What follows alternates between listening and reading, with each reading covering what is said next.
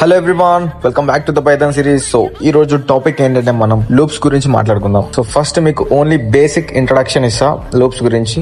ఈ loops concept అనేది మనం ఒక బ్లాక్ ఆఫ్ కోడ్ ని రిపీటెడ్ గా ఎగ్జిక్యూట్ చేయడానికి మనం లూప్స్ అనేది వాడతాం. సో ఫర్ ఎగ్జాంపుల్ మీరు ఇక్కడ కోడ్ లో చూస్తే ఇది without loops, right? So without loops ఎట్లా మనం 1 నుంచి 100 వరకు నెంబర్స్ అనేది ప్రింట్ చేయాలి. సో మనం అప్పుడు ఏం చేస్తాం, ప్రింట్ 1, ప్రింట్ 2, ప్రింట్ 3 అట్లా 100 వరకు ప్రింట్ చేస్తాం.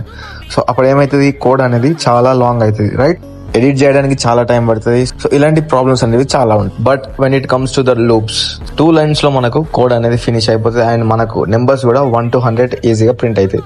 సో అది ఎట్లా అంటే మీరు ఇక్కడ కోడ్ లో చూస్తే బేసికల్లీ మనం ఇక్కడ ఫర్ లూప్ తో నెంబర్స్ 1 to 100 వరకు జనరేట్ చేయాలి. కాబట్టి మీరు ఇక్కడ కోడ్ లో చూడండి, సింటాక్స్ ఎలా ఉంటుందో చూడండి. ఫస్ట్ ఫర్ పెట్టాలి, ఫర్ తర్వాత ఐ ఈజ్ నథింగ్ బట్ అదొక వేరియబుల్. ఆ వేరియబుల్ మనం ఏదైనా పెట్టుకోవచ్చు, రైట్? ఇన్ పెట్టేసి రేంజ్ పెట్టి ఓపెన్ బ్రాకెట్ 1,101 మళ్ళీ క్లోజ్డ్ బ్రాకెట్ పెట్టి కాలన్ పెట్టి ప్రింట్ ఆఫ్ ఆ వేరియబుల్ ని ప్రింట్ చేయాలి. వేరియబుల్ ఏంటి మనకి ఇక్కడ ఐ.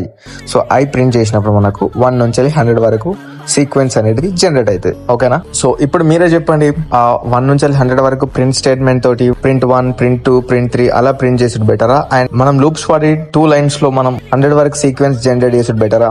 ఆబ్వియస్లీ లూప్సే better, right? So this is the basic information about loops. Loops లో 2 టైప్స్ ఉంటాయి, while loop and for loop.